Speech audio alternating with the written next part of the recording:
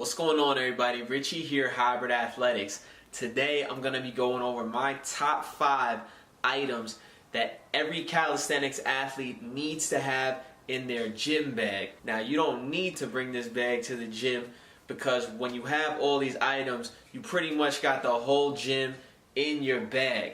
Alright, let's get into it. So the first thing I think that every single calisthenics athlete is going to need to have in their bag is gymnastics rings. Now, these are one of the most versatile pieces of equipment you can have. There's so many things you can do with them, from chin-ups to pull-ups, muscle-ups, dips. You could do ab rollouts, body rows. You could put one foot inside and do a variation of a pistol squat or a shrimp squat. The list goes on, and all you need is a tree branch or a bar, and you pretty much can target every single muscle group in your entire body. So I love gymnastics rings for this reason. Now, the second item that I think every single calisthenics athlete should have is gonna be these rubber bands, right? You've seen these bands before. Another versatile piece of equipment. There's a lot of different things you could do with them. You could stretch with them.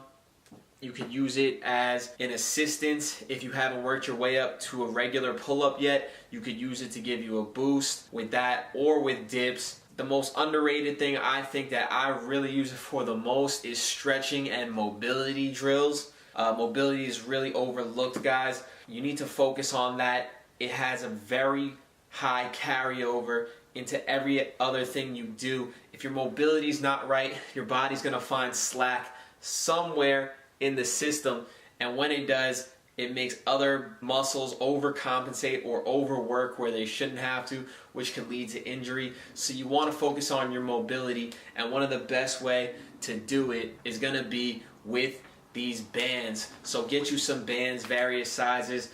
Alright, so while we're on the topic of mobility, let's stick with that theme. You're going to want to have various balls in your bag.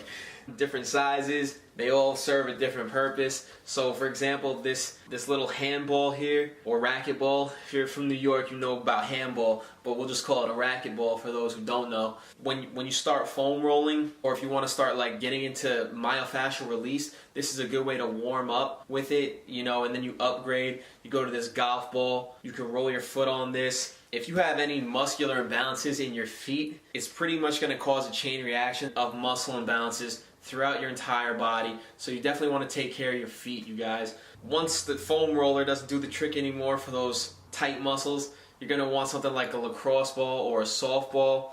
And then you got the basketball. Obviously, you can just play basketball with it. Another thing that I like to do is that I'll do push-ups with the off hand. So I'll have one hand over here, and I'm using this side a little bit more. When you're getting into pistol squats, you could use the basketball. When you're going down, you have the basketball there, and you get all the way down, and you're not really quite strong enough to hold that position yet. You can put your hand on the ball. And another thing that I like the balls for is as a measuring device. So for example, when you start doing handstand push-ups, there's no real way to measure how low you're going, and you don't want to be going 6 inches deep sometimes, you know, a foot deep another time.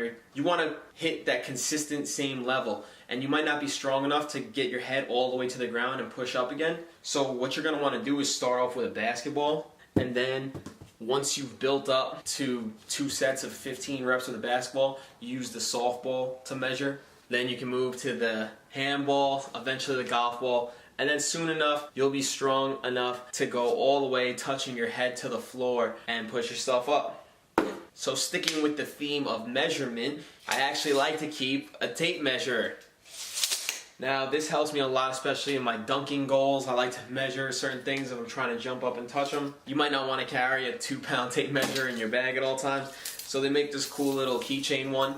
Now, what I use the tape measure for, besides just measuring how high I'm jumping and things like that, I'll actually measure my hand placement for a lot of different exercises. So if you have combat conditioning, you know that over time you want to get all your movements close to the center. The closer we get to the center, the closer we get to doing one-arm movements. So that applies to push-ups, that applies to pull-ups, the closer you get to the center, and for handstand push-ups as well. and also pistol squats too. So how do you know if your hands are 2 feet apart one day, 20 inches apart another? You need to have some consistency. So I like to keep this little keychain tape measure that you can use to measure the distance apart. That way it's consistent from workout to workout. You can make gradual progress over time without guessing how far apart your hands are. So another thing that I like to keep at all times is gym chalk. I can't tell you how many times I feel like a set ended and it wasn't because I was lacking the grip strength or my muscles were too fatigued. The set ended because either my hands were sweaty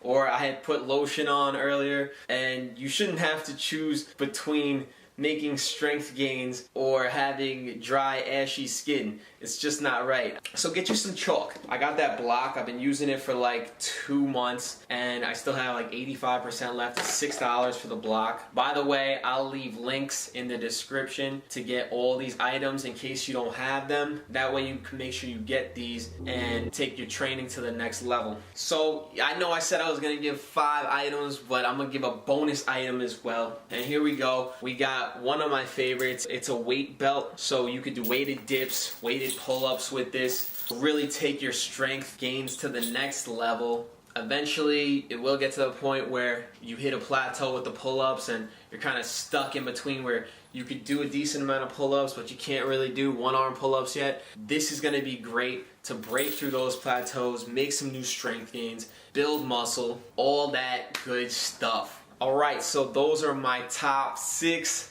items that I think every calisthenics athlete needs in their gym bag. Like I said, I'll leave links in the description so you can go get that. Well, I hope you enjoyed the video. If you did, go ahead, leave me a like. Don't forget to subscribe because I got plenty more content like this on the way. Share this video with a friend who's getting into calisthenics, and don't forget to go follow me on Instagram as well. Alright guys, till next time, this is Richie with Hybrid Athletics, training for life.